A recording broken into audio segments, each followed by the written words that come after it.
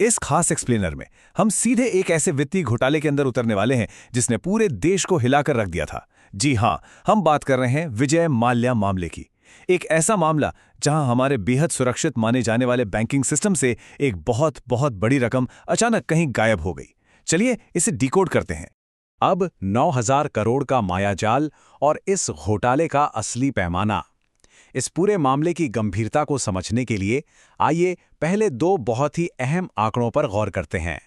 सबसे पहला नंबर है 17। देखिए, ये कोई रैंडम नंबर नहीं है।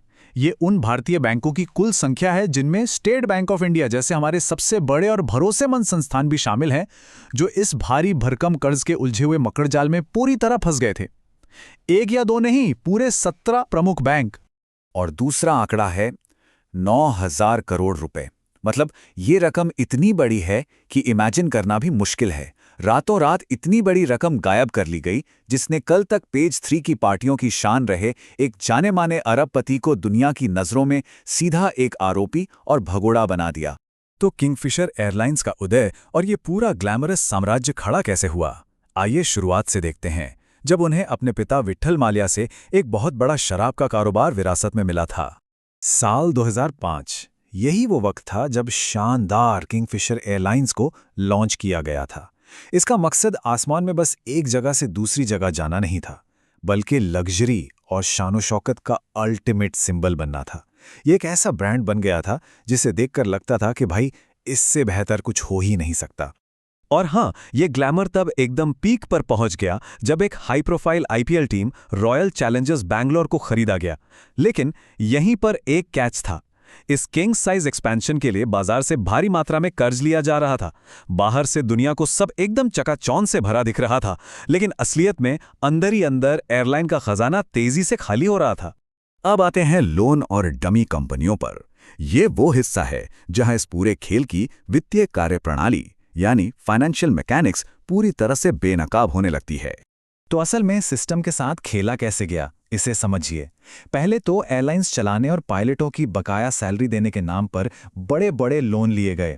और गिरवी क्या रखा गया? कोई जमीन या बिल्डिंग नहीं, बल्कि पूरी तरह से खोखली ब्रांड वैल्यू। और फिर बड़े ही शातिर तरीके से उन फंड्स को सीक्रेटली दूसरी जगह डाइवर्ट कर दिया गया। ये तुलना देखिए, सब साफ हो जाएगा। उन 17 बैंकों को क्या बताया गया था कि भाई पैसा एयरलाइंस की वर्किंग कैपिटल के लिए चाहिए, लेकिन जांच एजेंसियों का क्या दावा है कि असल में ये पैसा विदेशों में महंगी प्रॉपर्टीज और शराब के कारोबार को चमकाने के लिए इस्तेमाल हुआ। मतलब बोला कुछ और गया और पैसा पहुंचा कहीं और ये पैसा बाहर गया कैसे? जवाब है डमी कंपनियां। आसान शब्दों में कहें तो ये वो कंपनियां हैं जो सिर्फ कागजों पर जिंदा रहती हैं, ना कोई असली ऑफिस, ना कोई काम। आरोप यही है कि भारत के बैंकों का पैसा इन्हीं कागजी कंपनियों के जरिए एक पाइपलाइन की तरह चुपचाप विदेश भेजा गया, ताकि वहां की संपत्तियां निखरें, जबकि यहां एयरलाइन पूरी तरह बर्बाद हो रही थी। 2 मार्च 2016 की रात, भागने का मास्टर प्लान। जैसे जैसे बैंकों का शिकंजा कसने लगा, हम इस एक्सप्लेनर के सबसे हैरान करने वाले मोड़ पर पहुंच जाते हैं। जरा इस टाइमलाइन पर गौर कीजिए। 2012 में एयरलाइन पूरी तरह डूब चुकी थी, कोर्ट केस लगातार बढ़ रहे थे। लेकिन 2012 से 2016 के बीच एक बहुत बड़ा गैप था। और फिर आती है 2 मार्च 2016 की तारीख, जब अचानक बिना किसी रोक टोक के दिल्ली से लंदन के लिए रवानगी होती है। वो भी ठीक उस वक्त जब बैंक अदालतों से विदेश यात्रा रोकने की गुहार लगाने ही वाले थे। अब इस रवानगी के डिटेल सुनिए, दिमाग चकरा जाएगा। एक इंसान जिस पर 9,000 करोड़ का भारी कर्ज है, वो एक डिप्लोमेटिक पासपोर्ट के साथ पूरे 300 किलो लगेज लेकर दिल्ली से लंदन निकल जाता है, और एयरपोर्ट पर उसे रोकने टोकने वाला कोई नहीं, जीरो इंटरवेंशन। ये बात सच में बहुत बड़े सवाल खड़े करती है कि आखिर सिस्टम में इतनी बड़ी चूक कैसे हो सकती है। इसके बाद क्या हुआ वो हम सब जानते हैं। भारत सरकार ने आधिकारिक तौर पर उन्हें एक भगोड़ा आर्थिक अपराधी घोषित कर दिया।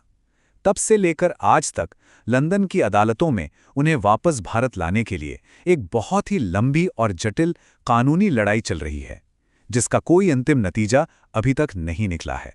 सिस्टम पर गंभीर सवाल और इसके दूरगामी प्रभाव। हालांकि बैंकों ने कुछ संपत्तियां बेचकर अपने पैसे का एक हिस्सा तो रिकवर कर लिया है, लेकिन इस पूरी कहानी का मुख्य किरदार आज भी लंदन की सड़कों पर आजाद घूम रहा है। तो अंत में एक बहुत ही चुभने वाला सवाल पीछे छूट जाता है क्या ये महज एक बिजनेस के फेल होने की कहानी है, या फिर ये हमारे पूरे सिस्टम की एक इतनी बड़ी नाकामी थी जिसने 9,000 करोड़ रुपए को हवा में ऐसे ही गायब हो जाने दिया? इतने बड़े लूपहोल्स आखिर मौजूद कैसे हैं और इसका हमारे फाइनेंशियल सिस्टम के भरोसे पर क्या असर पड़ता है? ये सोचने वाली बात है। इस एक्सप्लेनर में हमारे साथ जुड़ने के लिए बहुत बहुत धन्यवाद।